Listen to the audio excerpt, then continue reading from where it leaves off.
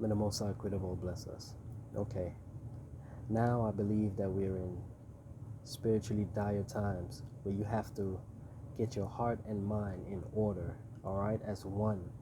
Get the negativity out your heart and fill it with virtues, okay? Because time is short, all right? And don't ask me how short, I don't know. Different strokes for different folks. But we're in those times, people, that you got to get spiritually and mentally prepared for things to come. About my quote-unquote rapture event, all right, I'm going to show a few videos, but I'm going to explain something to get the depths of it first.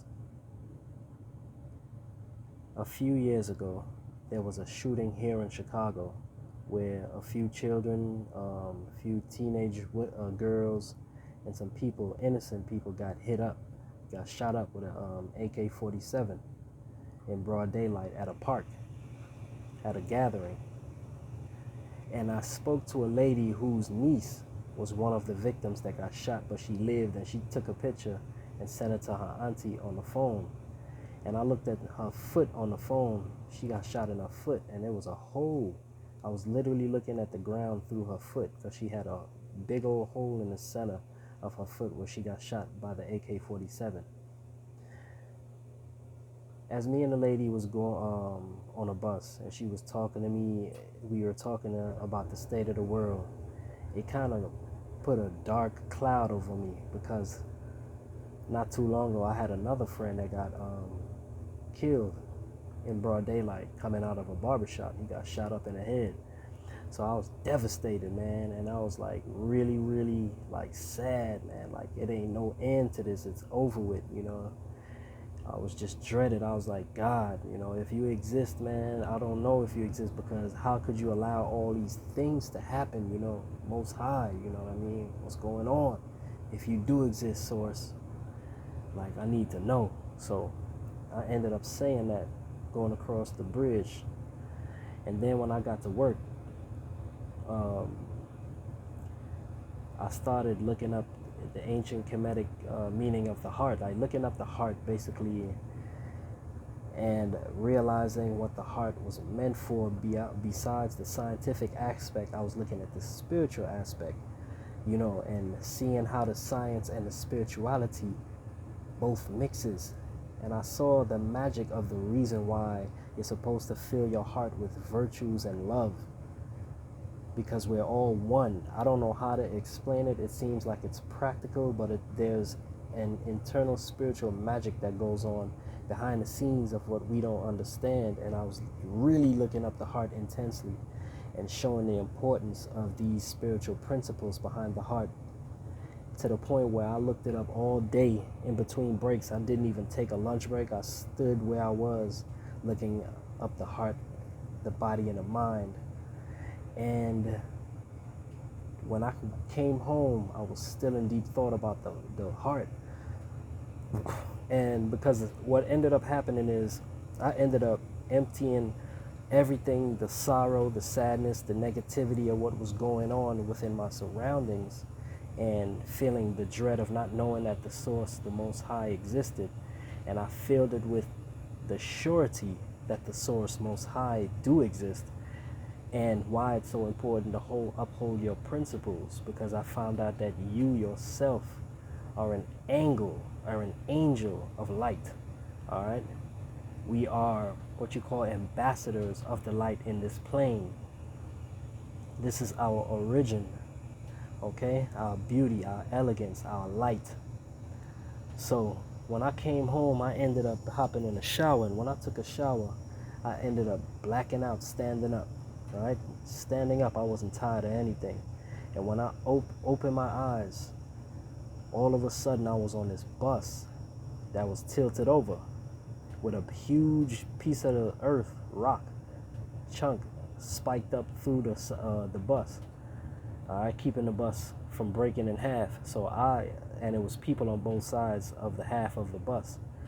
All right, we could see each other through like a crawl space between the bus and the rock. So I climb out the side of the bus to see what's going on, and I see everything on fire, the ground cracked open, lava everywhere. Then I came back inside the bus like, oh man, and everybody was like, Keon, help me. That's my name. They were like, Keon, help us, save us. And they started getting desperate and like real angry. Like you could see it on their face. Like they were starting to get like real antsy with me. Like they wanted to kill me or something, man. And I was like, calm down, wait, hold up. I was like, man, look, I could save a few of you, but some of you I ain't gonna be able to make it because the lava is coming in. So everybody started panicking and saying, save us, save me, for different selfish reasons. And this one lady I knew was like, Keon, save me because I ain't give my nephew this coat. I got a mink coat that I want to give my nephew.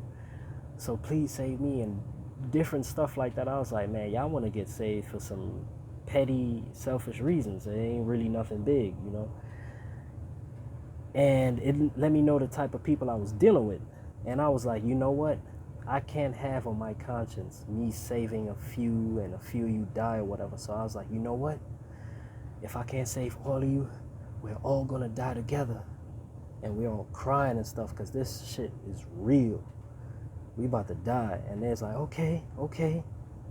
So they all agreed with me that, you know, if I can't save everybody, we're all gonna die together, which was a noble choice. Now I understand I was being tested in the spirit. Because what ended up happening is while we're all like coming to the grips with our end, comforting each other, and I was comforting everyone like, all right, I'm sorry I can't save everyone, but this is it. At least we all die together. A ball of light, a beam of light came through the side of the bus, and it was on my right side, and then it floated over to my left side, and it was talking to me in a real low, calm, peaceful, beautiful voice.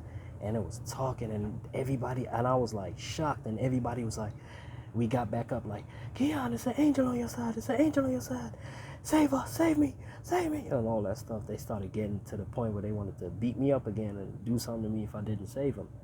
And all of a sudden, the ball of light was talking, and then I was like, you know, it's amazing to me that you're here right now, but I can't talk to you right now. I got to figure out a way to save these people. We all gonna die if I don't think of a way. And when I was saving that, this thing said, it was never meant for you to save all these people.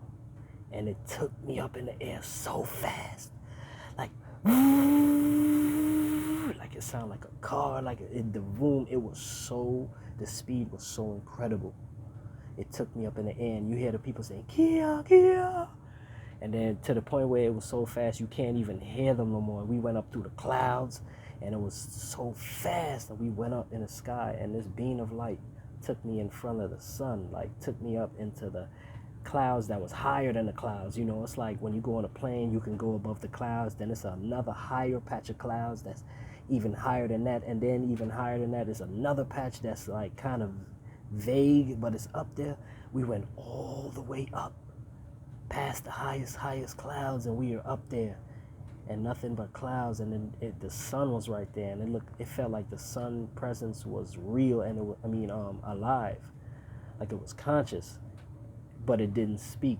The beam of light that raptured me up into the sky was talking to me. It was like, it's okay, it was never meant for you to save everyone. And it was like telling me things like a guide. And I was looking around, I was shocked because I was looking down like, if you let me go, I'm dead. Like this would be one of the worst fatalities, like, you know. But it kept me in the air, floating above the clouds, like about a couple of inches above the clouds. And I was like, you saved me from that burning bus. Do I deserve this? Do I deserve to get saved? And I felt guilty, man, but this thing was letting me know, like, you know, it's all right, it's okay. Like, that's all I remember. Like, it wasn't meant for you to save everyone. And it was kind of like making me feel like a lot of things that I have that I don't even know that I have within, that I feel guilty about deep down within, is letting me know that everything is okay for some reason. And I started looking around, and I was like, wow. I said it just like that. I was like, wow, do I deserve this? I was like, you saved me.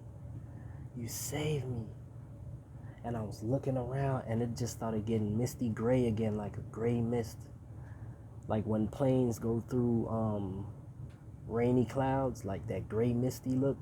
And then I ended up being right back in my shower, and I pulled my face from under the shower like, amazing. Look at this. In this video, it's more the latter. By far, the video shows what would appear to be a cluster of angels on their way to heaven. But unlike conventional belief, these angels are moving at a very rapid pace. These angels, which you're looking at, are moving. It's blurry, but someone is taking it from a very far distance, I believe from a plane. And they're moving so fast going up. They're ascending. All right, the speed is what I'm basically trying to show you. In fact, I'm easily mistaken for a new smokeless form of space rocket. All right, they're even trying to come up with rational excuses for the speed. All right. Appear to be a cluster of angels on their way to heaven, but unlike conventional belief, They're going so fast that they have to keep up. The camera has to keep up with the angels going up, so they call them beams of light. in fact, I'm easily mistaken for a new smokeless form of space rocket. As the angels make their fast descent, they maintain formation, not an easy feat at this altitude or speed. Yeah. See, I'm trying to show you all the glimpses. And the reason I'm doing that is because there was an old man that I met on the way to work 6 years ago. I never seen him again. He was standing with the homeless people, but he didn't look homeless, man. And his eyes, I never forget his eyes. He had burning brown, flaming brown eyes, man, pierce your soul. And I gave him change. He asked me for 50 cents, but I ended up giving him $12. And he was like, young man, all I asked you for was some change. Why did you do this? And I was like, because you may need it more than me. Now I got to get to work, you know what I'm saying? And he was like, young man,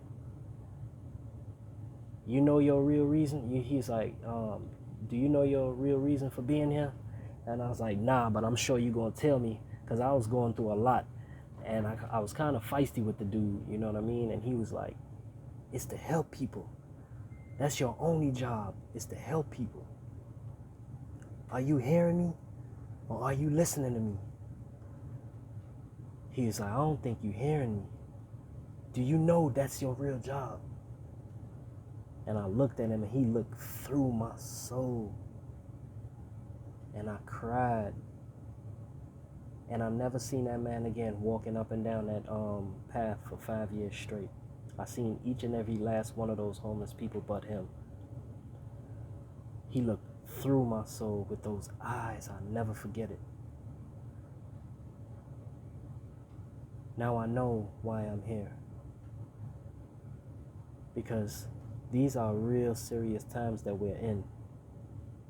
And I'm trying to get you guys to get your heart and your minds emptied and poured in and filled with virtuous ways, because things are coming that we don't even know.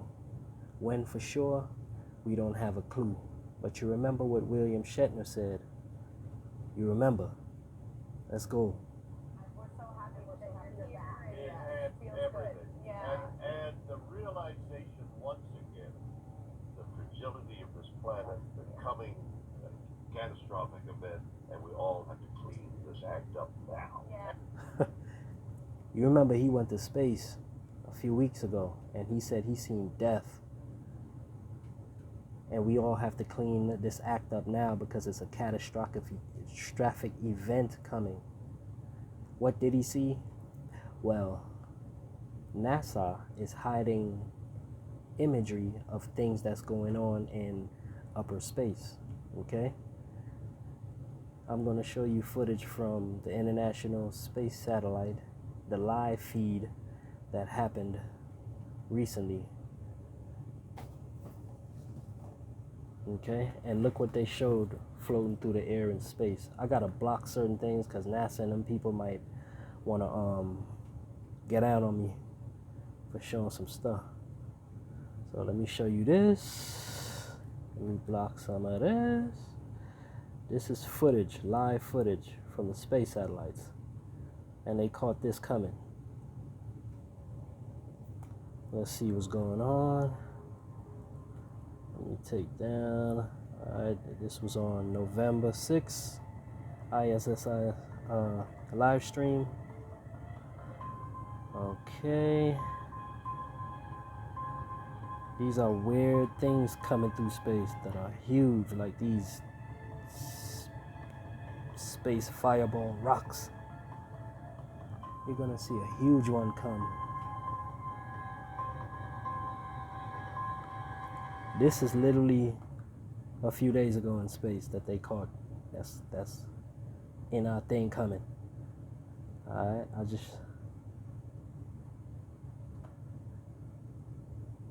and this video do it no justice. This is just things I'm piecing together for y'all, because these things are coming, guys. May the Most High Creator will bless us, man. They're hiding so much from us. Look at that. Alright. There are people online doing diligent research to bring things to the light that our slave masters are hiding from us, while they underground taking all the materials and things that they can and stocking them there. We're here working for the fake government that we think is still around. These double gangers, these clones, and these, AIs that we think is real people in the government, they been gone. Some of you gonna get fucked up being here. Man, we gotta ascend. May the Most High Creator will bless us.